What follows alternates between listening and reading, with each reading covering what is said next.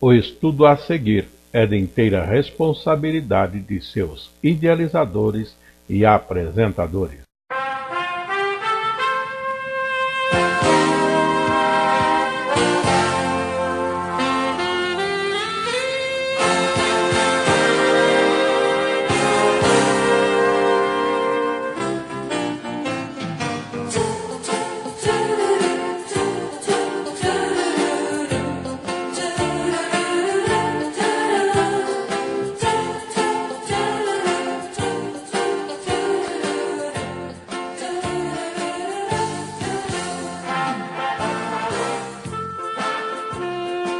Estudos para a Escola Bíblica Dominical no quarto trimestre do ano de 2017 para as classes de jovens e de adultos. Nosso tema no trimestre é a vida e obra de Jesus Cristo. Estamos na lição de número 10 com o título Jesus no Getsemane e seu julgamento. Na verdade, a sequência: Jesus no Getsemane, a sua prisão e depois o seu julgamento. Assim posto, temos como proposta de texto áureo para a nossa Escola Bíblica Dominical deste próximo domingo, o texto que está em Lucas capítulo 22, verso 44, que diz: E posto em agonia, orava mais intensamente, e o seu suor tornou-se em grandes gotas de sangue que corriam até ao chão. A nossa leitura bíblica proposta, início do nosso estudo nos primeiros tópicos, é em Lucas capítulo 22, verso 39 até ao verso 53. Não farei a leitura agora deste texto, porque ele será apresentado daqui a pouco nos tópicos seguintes. Passando ao esboço desta nossa lição, dentro do processo de introdução, tópicos e conclusão, colocamos 3 tópicos, sendo o primeiro a agonia do Salvador no Getsemane. Do texto apresentado como leitura bíblica, usaremos os versos 39 a 46. Já o tópico segundo é a prisão do Salvador, Lucas 22, verso 47 a 53, também da leitura proposta.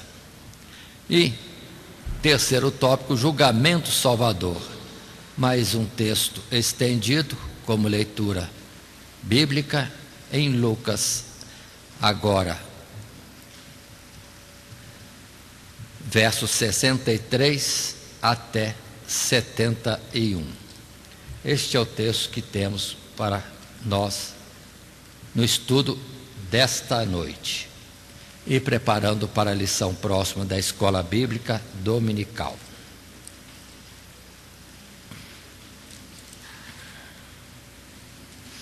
Dando sequência a nossos estudos do material de classe, extraindo um primeiro parágrafo, podemos estar dizendo: na lição anterior, lição de número 9, estudamos os princípios compartilhados por Jesus com seus discípulos, com o objetivo de prepará-los para a sua morte, ressurreição e ascensão. Hoje vamos examinar as Escrituras a fim de compreendermos a agonia de Cristo no Getsemane, bem como a injustiça aplicada a ele em seu julgamento. No Getsemane e no seu julgamento, nosso Salvador revela o seu amor incondicional de uma forma singular e inesquecível. Atentando, irmãos, para essas colocações, nós vimos na lição anterior que Jesus preparou os discípulos para o que iria acontecer e depois sua partida de entre nós na terra.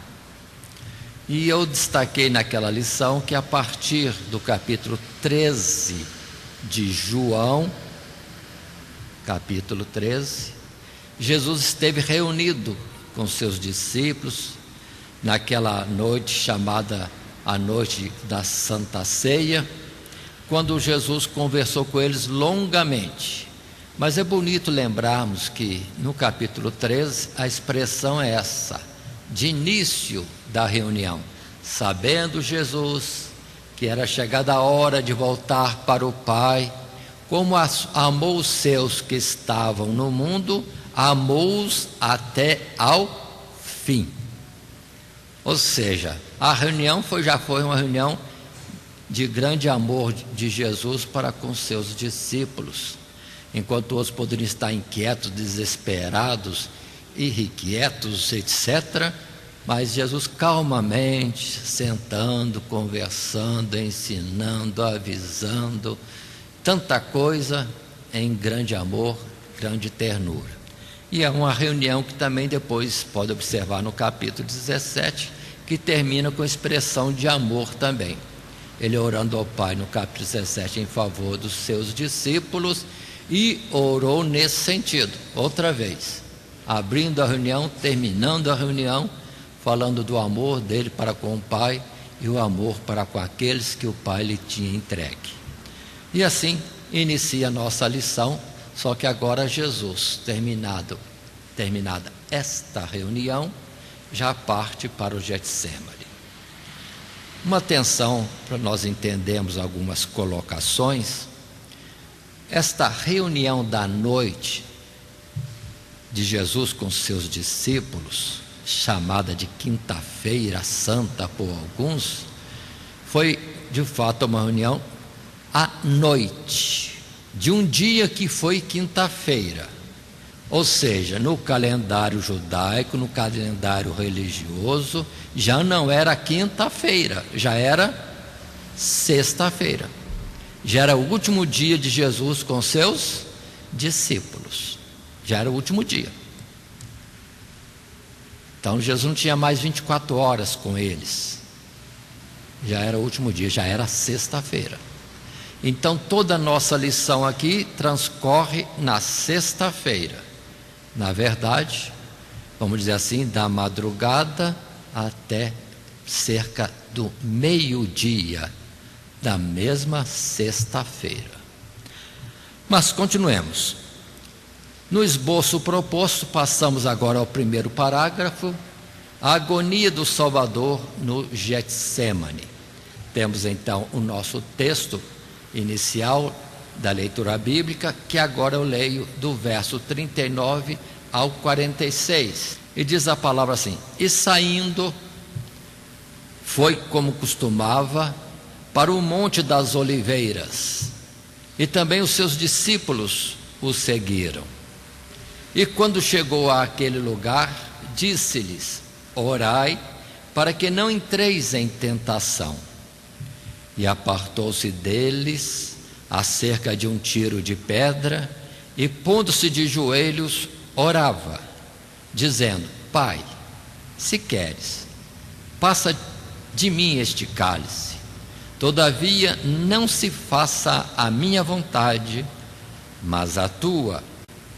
E apareceu-lhe um anjo do céu que o confortava, e posto em agonia, orava mais intensamente, e o seu suor tornou-se em grandes gotas de sangue, que corriam até ao chão.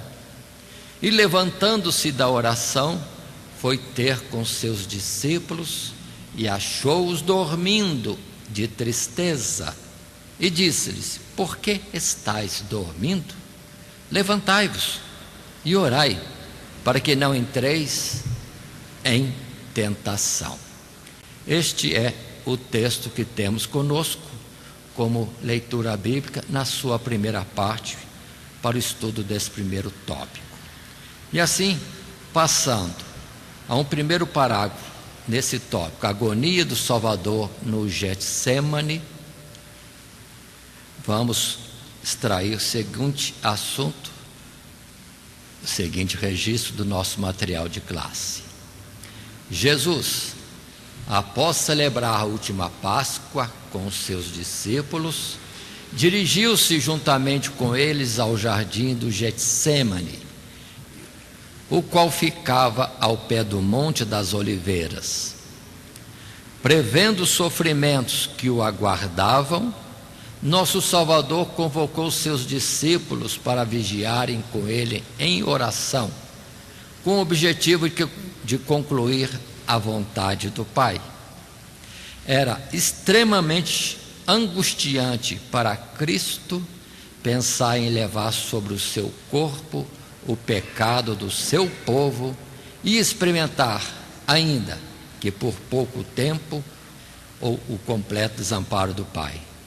A angústia experimentada por Cristo neste momento foi intensa, ao ponto de os poros da sua pele verterem grandes gotas de sangue. Então atentemos a isto. Jesus vai para um jardim chamado Getsêmani, no Monte das Oliveiras. E Jesus já sabia tudo que ia passar. Ele é o Senhor, Ele é o Emanuel, é o Deus conosco, e a agonia daquilo que ele sabia estar para vir sobre ele foi muito grande. Pode observar que muitos servos de Deus que iriam passar por grandes lutas, dificuldades, o Senhor só avisou alguma coisa, mas não deu detalhes. Talvez as pessoas não pudessem compreender. Como José, o Senhor avisou, mostrou antes que ele seria honrado no futuro, seus irmãos estariam prostrando diante dele, ele seria um líder, um governador, um chefe de todo o povo, mas o que ele ia passar no meio do caminho não foi mostrado, não foi mostrado. Era o socorro do Senhor a cada momento. Mas Jesus sabia tudo. E tem um particular lá colocado aqui, que é, por exemplo, a gente não sabe medir isso. A angústia de Jesus, né? Como Deus, sendo a forma de Deus, na pureza e santidade e justiça dele, saber o que ia passar. Meu Deus, que coisa sufocante. Toda aquela humilhação, toda aquela injustiça, traição, falta de gratidão e mais ainda ter a própria rejeição do Pai, porque num momento ele representaria cada um de nós com as nossas transgressões. Tanto que foi um clamor de Jesus no Calvário: Deus meu, por que me desamparaste? Eloi, Eloi, lama sabachthani. Foi o clamor de Jesus na cruz. Ele sentiu a ausência do Pai. Mas por que a ausência do Pai? Porque ele representava o povo em pecado. Aí o Pai se afastava. Muito bem, mas observemos que a morte de Jesus era certíssima, não poderia ser trocada. Não teria jeito de nós sermos salvos sem um perdão de pecado nosso. Se nós morrêssemos pelos nossos próprios pecados, morreríamos, acabou. Mas Jesus morrendo por nós pagou e fomos livres da morte, podemos ter continuidade de vida na eternidade. É um processo da justiça e sabedoria de Deus, mas Ele teve que assumir as nossas faltas.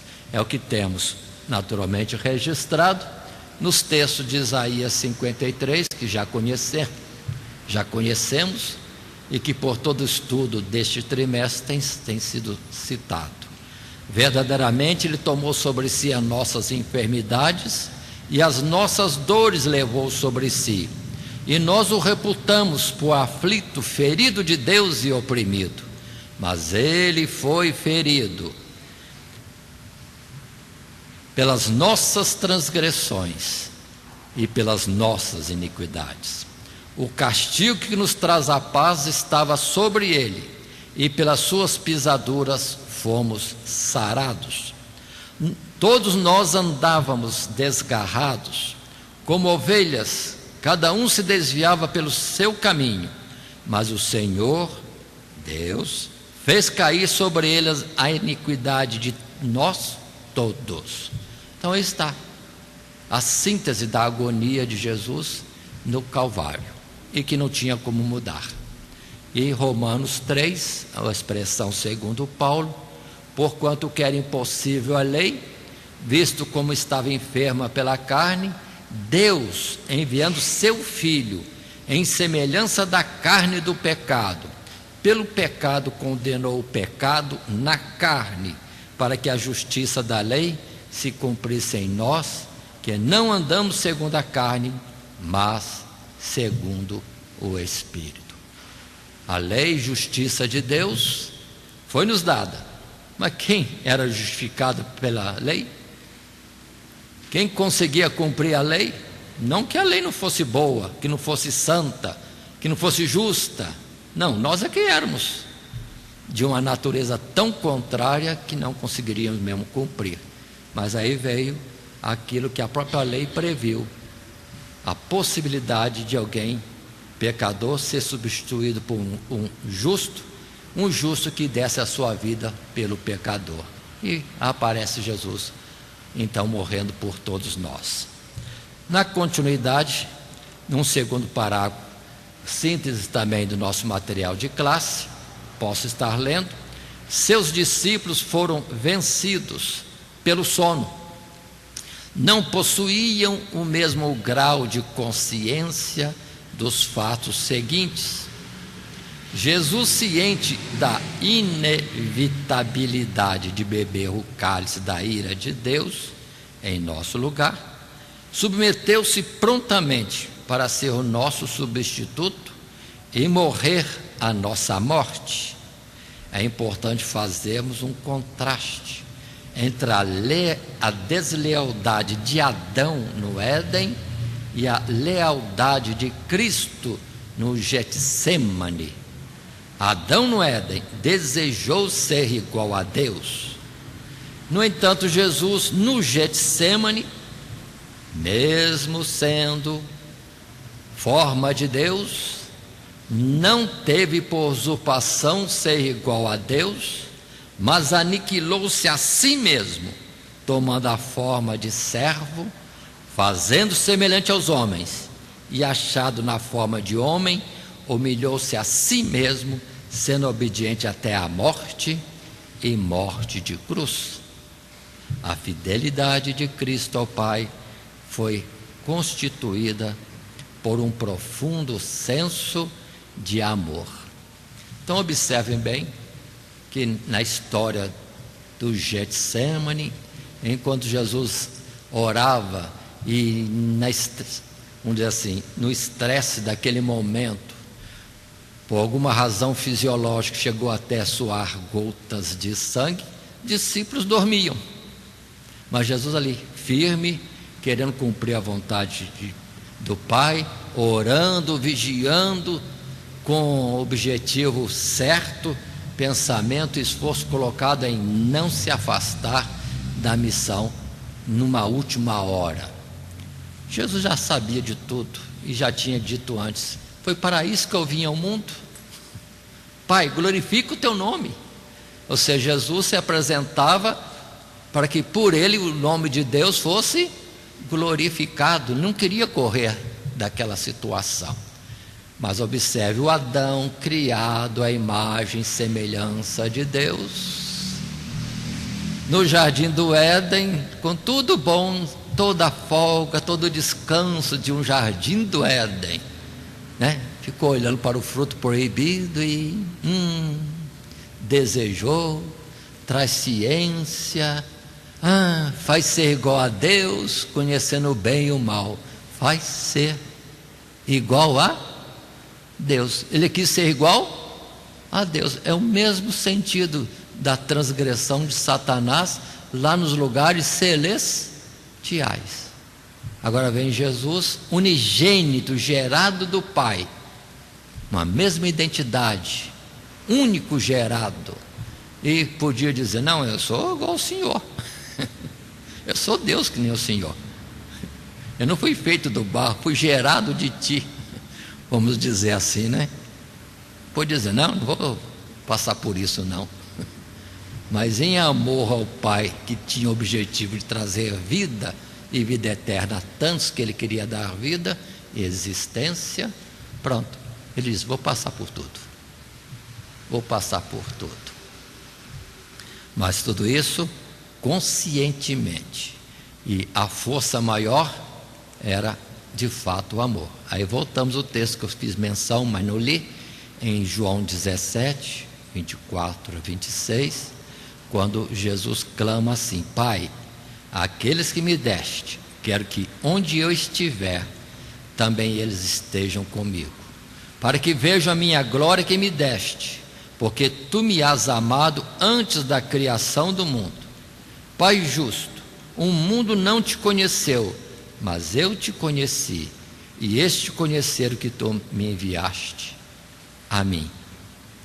Eu lhes fiz conhecer o teu nome, e lhe farei conhecer mais, para que o amor com que me tens amado esteja neles, e eu neles esteja. Então observe, todo o propósito da nossa redenção começou de um amor do pai com o filho com o pai, e o filho amando aquilo que o pai também amava. Deus amou o mundo de tal maneira que deu seu filho unigênito, para que todo aquele que nele crê não pereça, mas tenha a vida eterna. E Jesus, como filho obediente, entrou no mesmo propósito. Vou fazer de tudo para isso. Muito bem, e assim podemos continuar. Após esta agonia toda no Getsêmani, vem a prisão do nosso Salvador. E temos inicialmente o restante da leitura bíblica de classe, que agora apresentamos em Lucas 22, mas agora do verso 47 até o verso 53. E assim podemos estar lendo. E estando ele, Jesus, ainda a falar, surgiu uma multidão, e um dos 12, que se chamava Judas, ia adiante dela, e chegou-se a Jesus para o beijar. E Jesus lhe disse, Judas, com um beijo, traz o filho do homem? E vendo os que estavam com ele o que ia suceder, disseram-lhe, Senhor, feriremos a espada? E um deles feriu o servo do sumo sacerdote e cortou-lhe a orelha direita.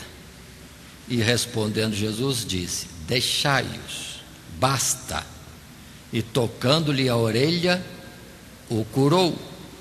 E disse Jesus aos principais dos sacerdotes e capitães do templo e anciãos que tinham ido contra ele, saístes com espadas e porretes, como para deter um salteador. Tenho estado todos os dias convosco no templo, e não estendestes as mãos contra mim. Mas esta é a vossa hora, e o poder das trevas. Aí está este texto, que é a ocasião em que Jesus agora é preso. Assim, nesse tópico, a prisão do Salvador, num resumo, extraímos o que aqui está. Enquanto Jesus estava exortando seus discípulos à vigilância, surgiu a multidão acompanhando Judas, o qual saudou o Salvador com um beijo traiçoeiro, que custou 30 moedas de prata. Beijar a face de alguém tem por objetivo expressar afeto, porém o caso de Judas foi o sinal estabelecido por ele para indicar aos servos do sumo sacerdote a identidade do Nazareno. Aí estamos. Jesus agora, de fato, é preso. Chega-se uma turba, um grupo grande de pessoas armadas, preparadas para prender alguém. E Jesus pergunta: um salteador? Estou convosco todos os dias no templo. Agora observemos, Jesus no templo todos os dias, ensinando e curando os enfermos. Todos os dias, todos os dias. Mas agora sorrateiramente vão prendê-lo. É isso que acontece.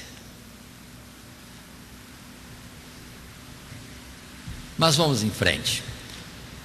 Apresentamos o texto de Marcos 14, 43, quando a palavra confirma o que temos expresso. É Marcos confirmando também o que vimos na leitura bíblica em Lucas, quando se diz: e logo falando ele, ainda veio Judas, que era um dos 12, da parte dos principais dos sacerdotes e dos escribas e dos anciãos, e com ele uma grande multidão com espadas e porretes. Ora, o que o traía tinha-lhes dado um sinal, dizendo: aquele que eu beijar, esse é, prendei-o e levai-o com segurança. E logo que chegou, aproximou-se dele e disse-lhe: Rabi, Rabi, e beijou-o. E lançaram-lhe as mãos e o prenderam.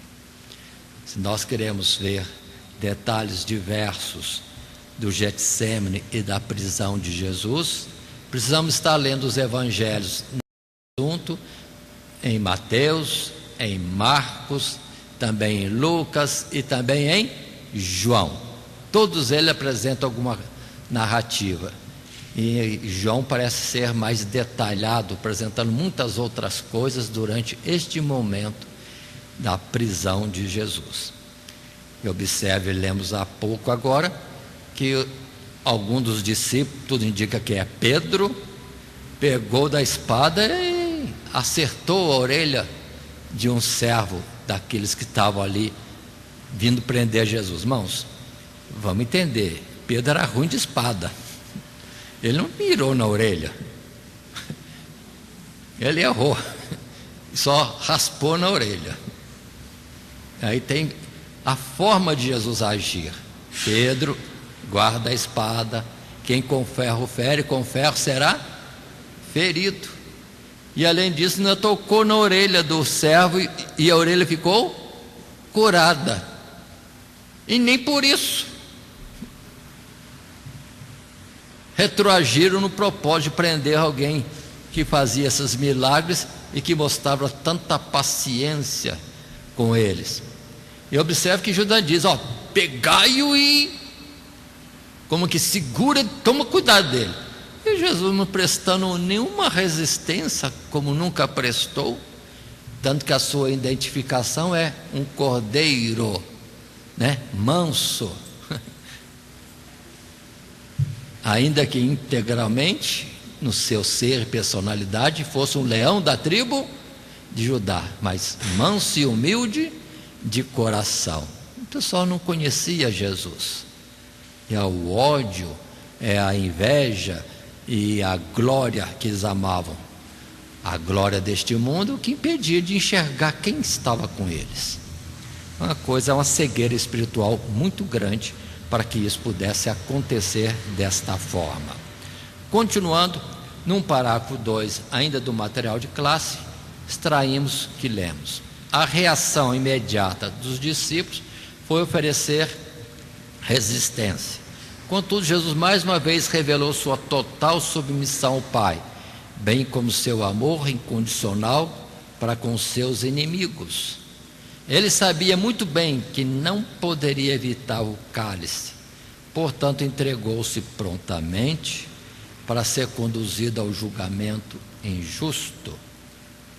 A reação pacífica de Jesus à violência dos seus inimigos foi um exemplo inspirador para os seus discípulos, que seriam submetidos de muitas formas de perseguição e maus tratos por causa da fé no Salvador. Esta forma de Jesus comportar-se, irmão, é que levou milhares e milhares, não sabemos a quantidade de mártires ao Coliseu Romano, nas perseguições que aconteceram no Império Romano, e não apresentavam resistência alguma. Isso é interessantíssimo. Não apresentavam resistência, eram presos e levados para julgamentos sempre injustos, eram condenados, mas sempre em paz. Uns orando, iam para a morte, outros cantando, iam cabeça erguida para a morte, não tinham medo de nada. Jesus deu exemplo. Para a morte não era nada contra eles, porque já tinham alcançado a vida e a vida eterna por Cristo Jesus. Tombariam sim ali, morreriam ali, mas só o corpo físico estariam guardados no Espírito para a vida eterna. Foi o exemplo máximo que muitos souberam acompanhar durante todo o tempo. Depois nós vamos ver cristãos se armando para se defender. Aí já ficou com pouca fé, né? Faltou fé e faltou saber acompanhar o exemplo de Cristo Jesus. Mateus capítulo 5, 43 é o ensino que Jesus agora aplica. Ele ensinou e ele estava mostrando. Verso 43 em diante: ouvistes que foi dito, amarás o teu próximo e aborrecerás o teu inimigo. Eu, porém, vos digo, amai a vossos inimigos, bendizei os que vos maldizem, fazei bem aos que vos odeiam, e orai pelos que vos maltratam e vos perseguem, para que sejais filhos do Pai que está nos céus, porque faz que o seu sol se levante sobre maus e bons, e a chuva desça sobre justos e injustos. E aquele assunto já apresentado antes, um deles feriu o servo do sumo sacerdote e cortou-lhe a orelha direita. E respondendo Jesus disse: deixai-os, basta. E tocando-lhe a orelha, o curou. Mas ainda podemos apresentar alguns versos mais, como Mateus capítulo 10, verso 16, quando nesse texto temos Jesus ensinando e agora também dando exemplo. Depois, conforme vimos, os cristãos mártires dos primeiros séculos aplicaram direitinho. Jesus disse: eis que vos envio como ovelhas ao meio de lobos. Portanto, sede prudentes como as serpentes e simples como as pombas. Acautelai-vos, porém, dos homens, porque eles vos entregarão aos sinédrios e vos açoitarão nas suas sinagogas. E sereis até conduzidos à presença dos governadores e dos reis por causa de mim, para lhes servir de testemunho a eles e aos gentios. Mas quando vos entregarem, não vos dê cuidado como ou o que haveis de falar, porque naquela mesma hora vos será ministrado o que haveis de dizer, porque não sois vós quem falará, mas o Espírito de vosso Pai é que fala em vós. E aquele conselho: e quem não toma a sua cruz e não segue após mim, não é digno de mim. Quem achar a sua vida, perdê-la, e quem perder a sua vida por amor de mim, achá-la-á. Ou seja, quem quiser guardar sua vida fugindo do compromisso com Deus e recuando em algum momento, não vai achar, poupar a sua vida, está perdendo-a, porque morrer por Cristo é ganho. Paulo disse: é lucro, é justificação, é honra e a promessa da vida eterna. Se confessarmos o nome do Senhor, mesmo que seja diante da possibilidade de morte, confessarmos o nome do Senhor diante dos homens, Ele diz que vai confessar o nosso nome diante do Pai e dos seus santos anjos. E assim, continuando nossa lição, passando a um parágrafo, ou melhor dizendo, um tópico terceiro, chegamos ao julgamento do Salvador. Aí já é os versos 63 a 71, que apresento como uma extensão da nossa leitura bíblica, abrangendo agora o assunto do próximo tópico, julgamento do Senhor. Verso 63 em diante. E os homens que detinham Jesus zombavam dele, ferindo-o, e vendando-lhe os olhos, feriam-no no rosto e perguntavam-lhe, dizendo: profetiza-nos, quem é que te feriu? E outras muitas coisas diziam contra ele, blasfemando. E logo que foi dia, ajuntaram-se os anciãos do povo e os principais dos sacerdotes e os escribas, e o conduziram ao concílio. E lhe perguntaram: se tu és o Cristo, dize-nos. Ele replicou: se vô-lo disser, não o crereis. E também se vos perguntar, não me respondereis, nem me soltareis.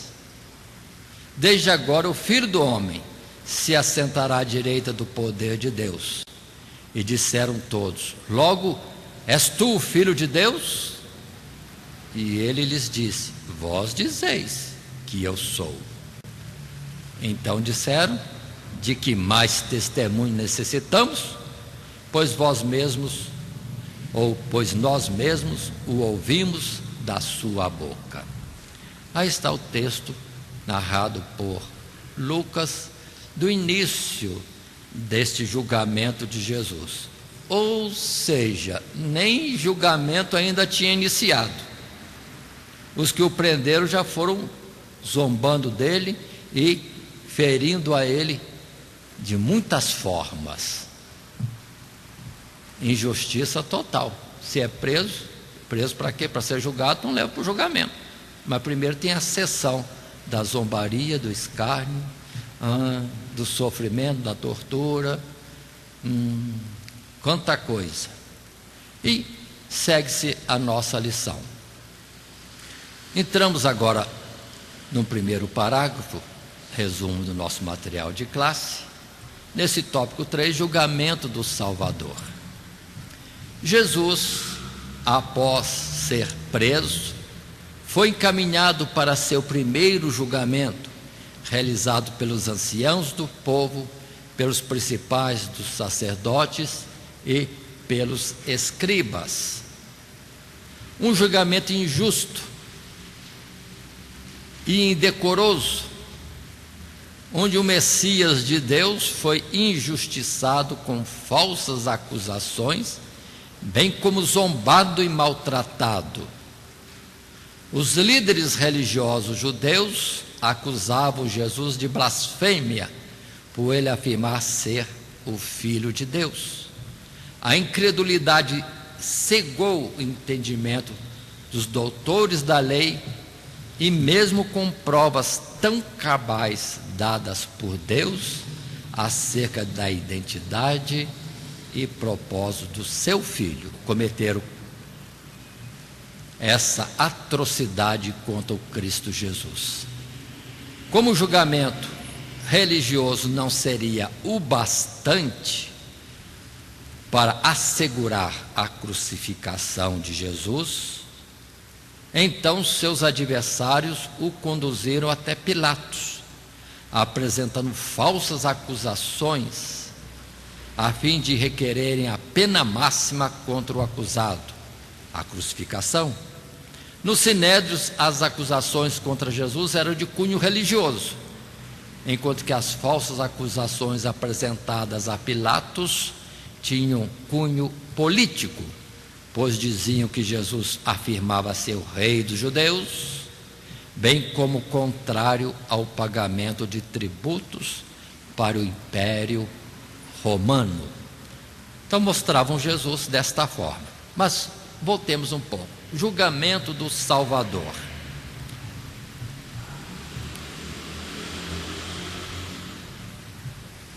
Inicialmente, dentro de uma colocação de sequência de fatos, já apresentei antes, os próprios que o prenderam já o estavam ferindo. Sem julgamento já era condenado. Aliás, o julgamento só era para falar que houve um julgamento, mas a sentença de morte já estava declarada antes. Já começa a injustiça daí.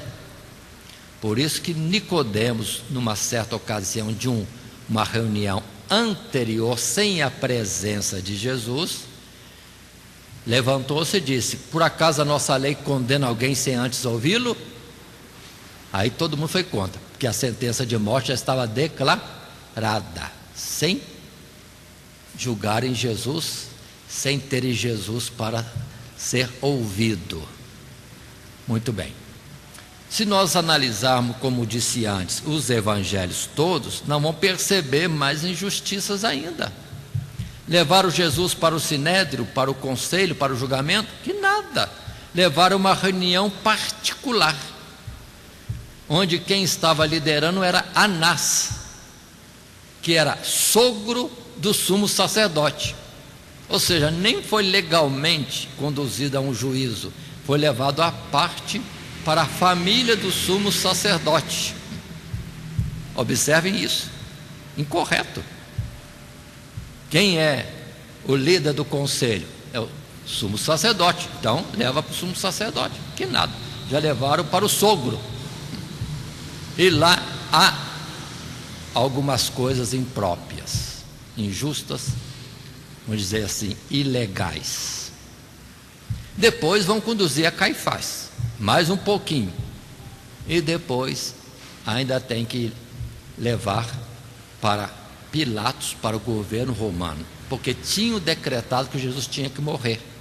Mas como os judeus estavam debaixo de domínio no Império Romano, eles não podiam matar. Essa sentença de morte era só através da autoridade romana.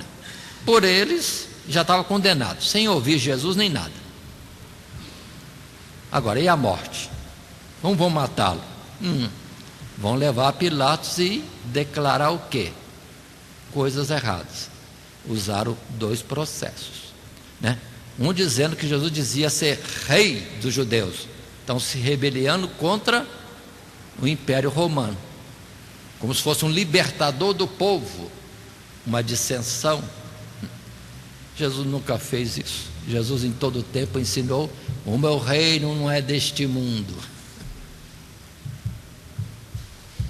E foi uma das causas pelo que foi rejeitado pelos anciãos e pelos sacerdotes. Mas agora eles usam esta palavra que Jesus dizia, que o inocentava, usaram ao contrário. Ele dizia que ele queria ser rei dos judeus. Totalmente contrário, mentirosa acusação, eles sabiam. Se Jesus fosse um líder para a libertação do povo, talvez eles gostassem da ideia, mas Jesus pregava outra forma de ser. Quanto ao tributo, é lícito pagar o imposto a César? Jesus pediu a moeda e perguntou: de quem é essa esfinge? De quem é essa marcação? É de César. Então, dai a César o que é de César, e a Deus o que é de Deus. Pronto. Não gostaram, porque eles queriam que Jesus dissesse que não é para pagar imposto. Mas toda a palavra de Deus diz: a quem imposto, imposto, a quem tributo, tributo, a quem honra, honra. O evangelho é diferente, Jesus ensinou tudo diferente. Eles pegam o que Jesus ensinou e colocam ao contrário para o Império Romano, e vão levar Jesus à prisão.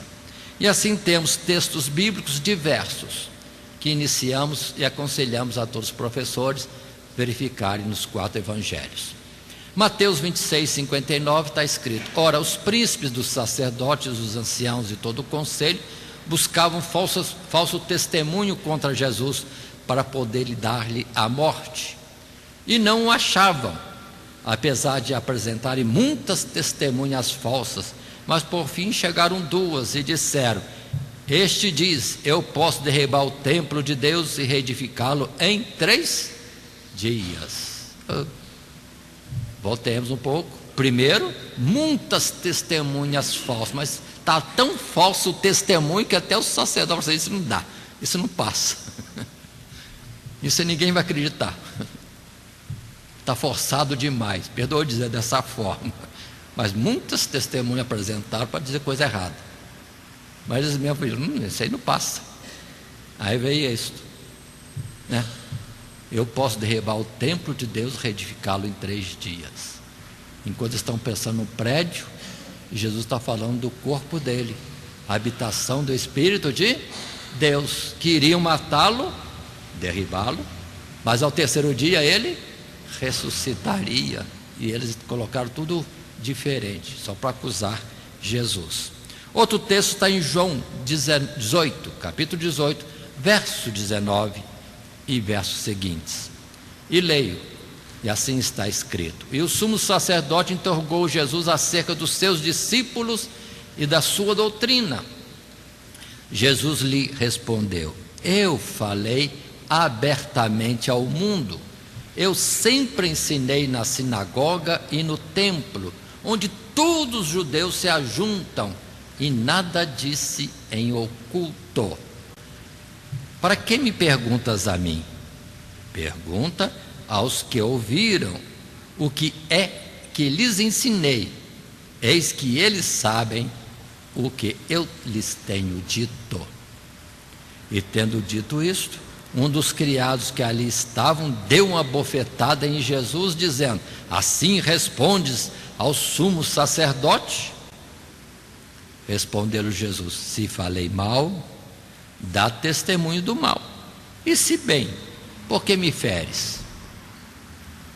Então, pontos nesse julgamento. Ainda aí em João, no capítulo 18 mesmo, agora versos 28 e versos seguintes.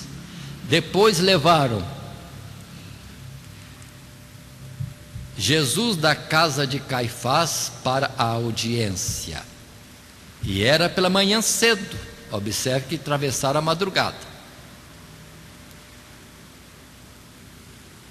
Levaram Jesus da casa de Caifás, sumo sacerdote, para a audiência, lugar romano, e era pela manhã cedo, e não entraram na audiência para não se contaminarem e poderem comer a Páscoa.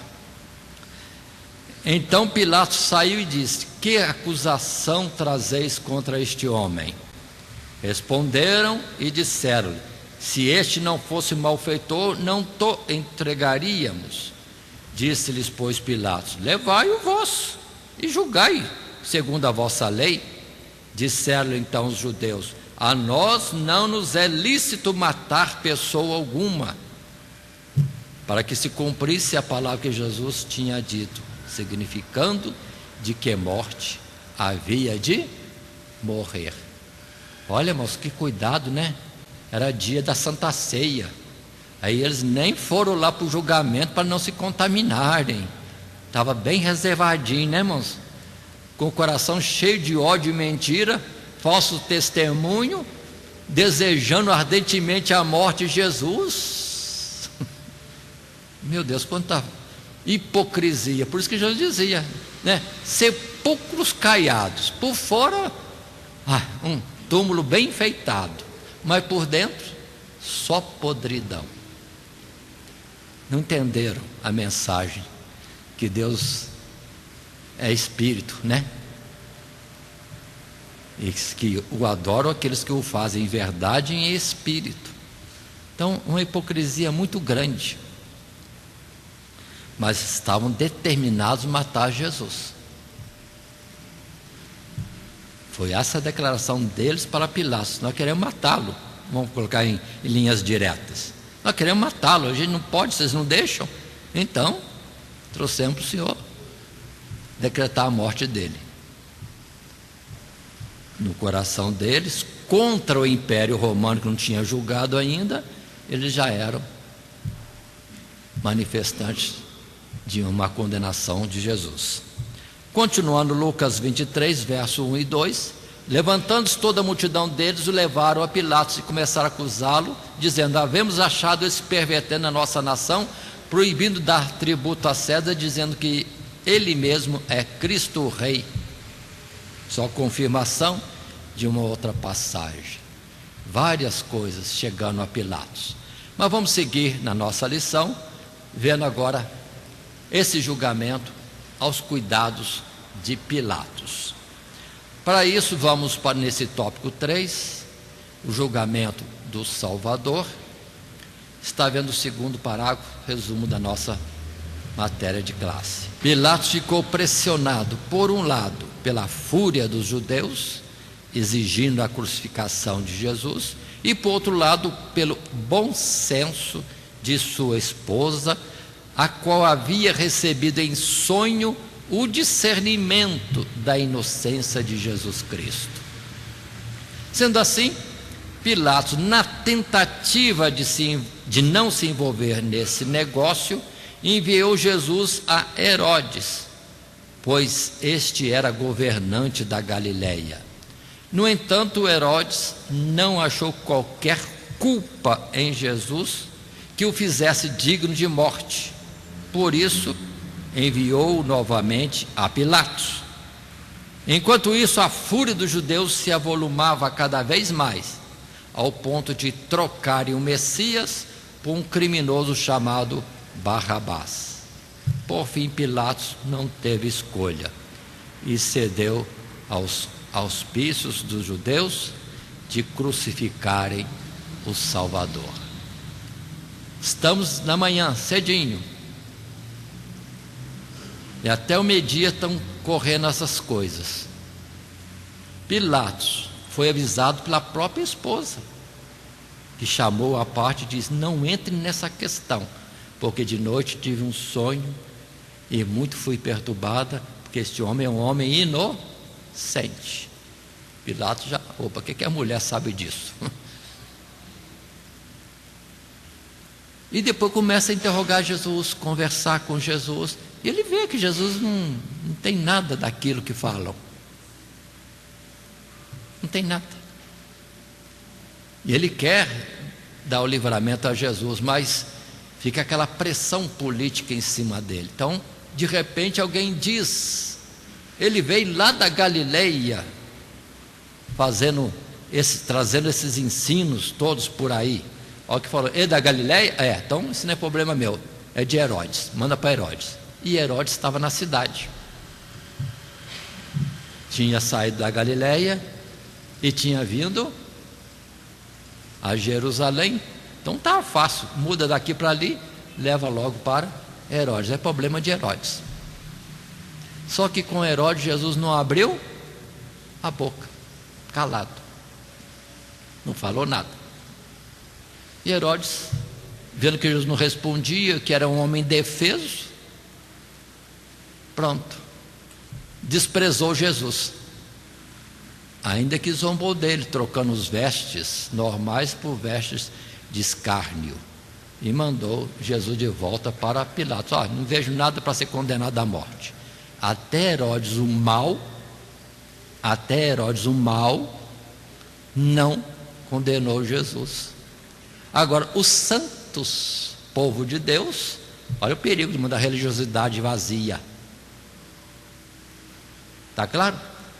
Dizendo-se rico, vivo, e não sabe que é pobre, desgraçado e nu e morto. Comparando com Herodes, Herodes se fez menos ruim, menos injusto do que o próprio povo de Deus, os israelitas. Que coisa esquisita. Herodes, o mal, o terror, o adúltero, devolvendo Jesus. Não tem nada nele para culpá-lo ou que seja réu de morte. E Pilatos de novo pega aquela carga, e a pressão continua de muitas formas, até Pilatos não aguentar mais. Mas em vez de optar pela verdade, nós temos um modelo no Brasil, né, irmão? Em vez de optar pela verdade, a opção sempre é um caminho diferente aí, que não é verdade, não é justiça. Então esse sistema já não é de hoje, é velho. Mas vejamos vários textos bíblicos. Estando ele assentado no tribunal, sua mulher mandou-lhe dizer: não entres na questão desse justo, porque num sonho muito sofri por causa dele. Mateus 27, 19 é que está registrado essa interferência da mulher de Pilatos. Continuando, João 18, verso 33 e versos seguintes. Tornou, pois, a entrar Pilatos na audiência e chamou a Jesus e disse: tu és o rei dos judeus? Respondeu-lhe Jesus: tu dizes isso de ti mesmo, ou disseram-te outros de mim? Pilatos respondeu: porventura sou judeu? A tua nação e os principais dos sacerdotes entregaram-te a mim, que fizeste? Respondeu Jesus: o meu reino não é deste mundo. Se o meu reino fosse deste mundo, lutariam os meus servos para que eu não fosse entregue aos judeus. Mas agora, o meu reino não é daqui. Disse-lhe, pois, Pilatos: logo, tu és rei. Respondeu Jesus: tu dizes que eu sou rei. Eu para isso nasci e para isso vim ao mundo, a fim de dar testemunho da verdade. Todo aquele que é da verdade, ouve a minha voz. Disse-lhe Pilatos: que é a verdade? E dizendo isso, voltou até os judeus e disse: não acho nele crime algum. A acusação que ele é contrário ao Império Romano, ele não é contra o Império Romano. Então todas as acusações falsas foram desmanchadas nesta hora. É aquela conversa calma, Jesus abrindo, falando diretamente: meu reino não é deste mundo. Então observe, irmãos, que infelizmente acostumado àquela cúpula, que muitas vezes vive de decisões que interessam e não pela verdade.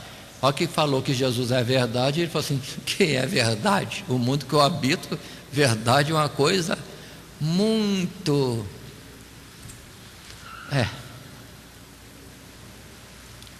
não tem uma firmeza a verdade.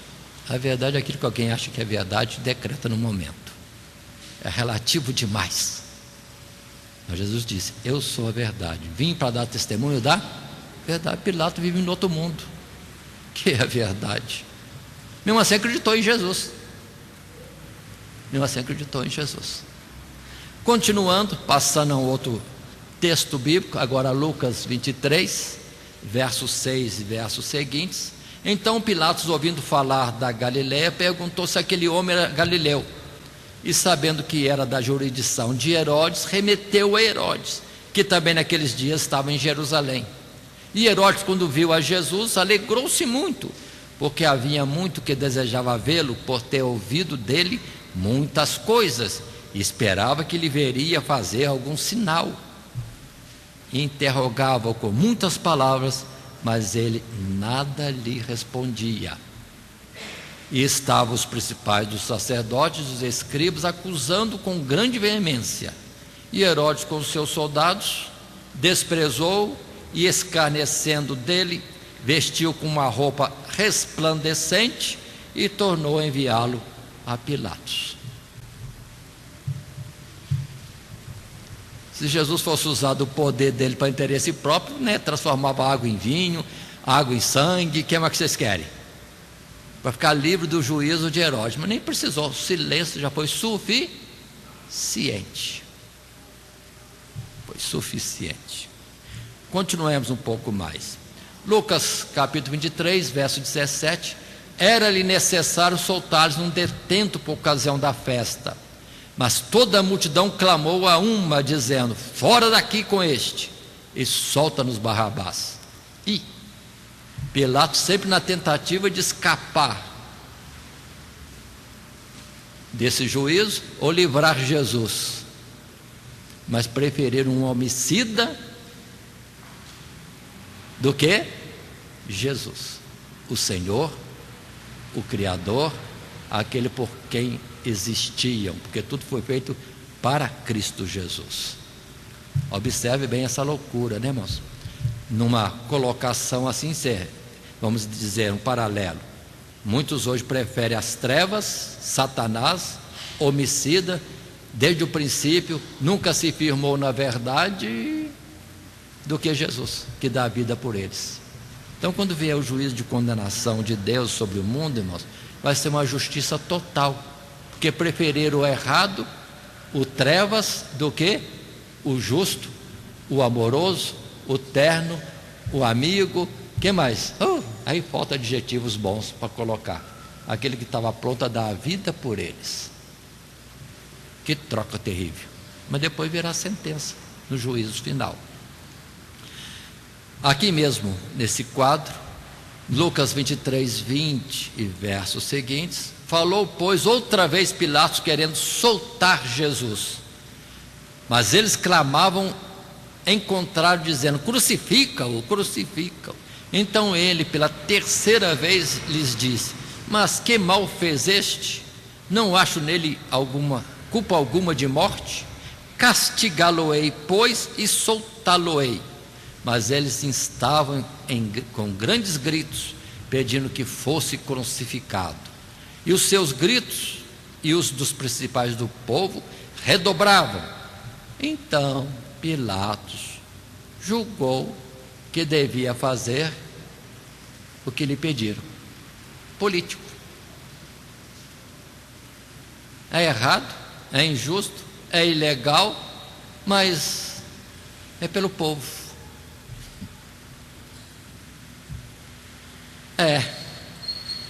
Em João capítulo 19, verso 1 e versos seguintes, Pilatos, pois, tomou então a Jesus e o açoitou. Já está errado, né? Até Pilatos fez isso. Primeiro açoita Jesus, sabendo que é inocente. Já ia morrer, inocente, mas ainda o açoita. E os soldados, tecendo uma coroa de espinho, lá puseram sobre a cabeça e lhe vestiram uma veste de púrpura e diziam: salve, rei dos judeus, e davam-lhe bofetadas. Então Pilatos saiu outra vez fora e disse-lhes: eis aqui vou-lo trago fora, para que saibais que não acho nele crime algum. Saiu, pois, Jesus, levando a coroa de espinhos, a veste de púrpura, e disse Pilatos: eis aqui o homem. Imagine esta cena, irmãos.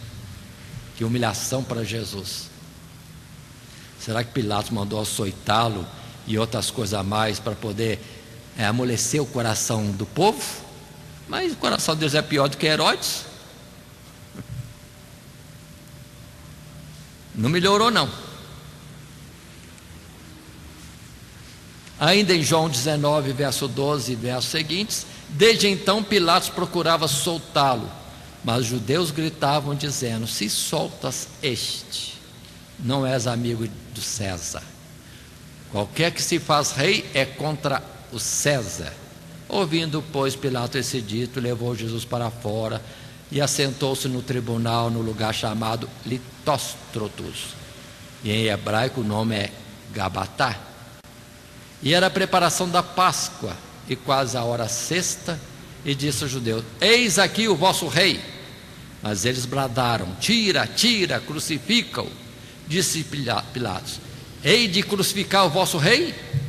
Responderam os principais dos sacerdotes: não temos rei, senão o César. Então entregou-lhe para que fosse crucificado. Tomaram a Jesus e o levaram, amando mais a glória deste mundo. Mas percebam aqui, o povo de Deus rejeitou Deus e colocou como seu líder e Deus o César de Roma. É a troca, irmãos, é idolatria. Não dá prestação de serviço, culto, submissão ao verdadeiro Deus Criador e ao que interessa no momento. aparente, momentâneo, visível, né?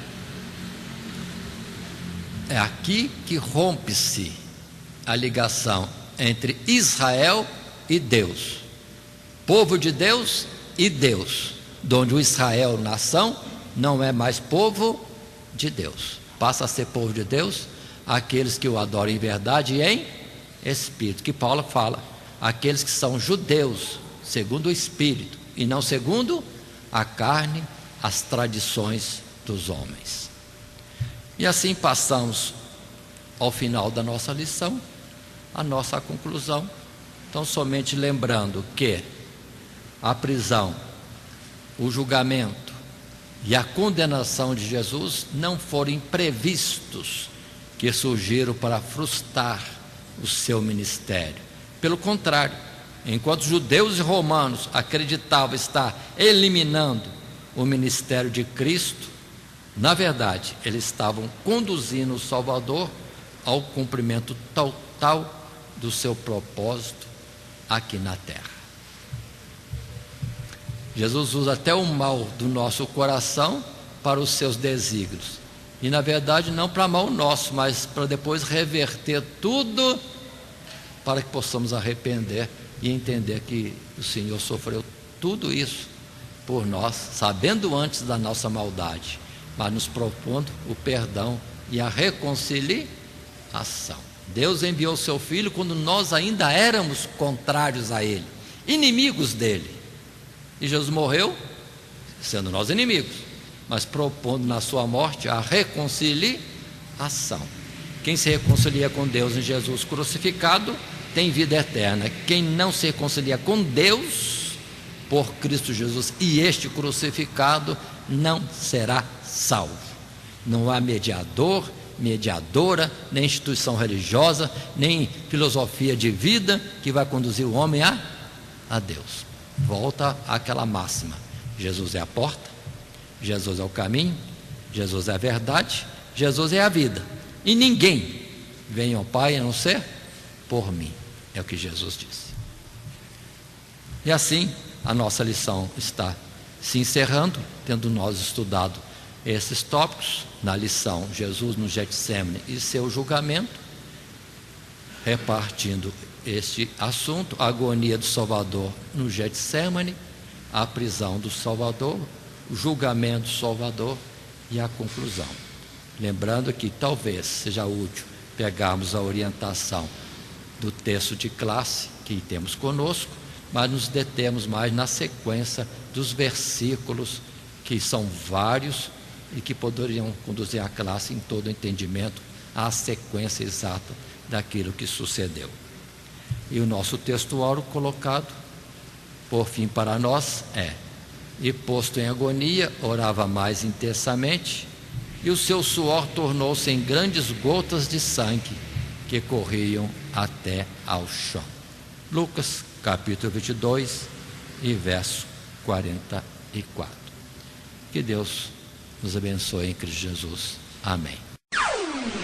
Todo dia, toda hora, muito mais prazer em ouvir. Radionet Grata Nova. Web Rádio, a qualidade que faz a diferença, cada vez mais necessária. Rede Grata Nova de Evangelização. Acesse nosso site www.horadadecisão.com.br. Hora da Decisão, tudo junto, sem acento.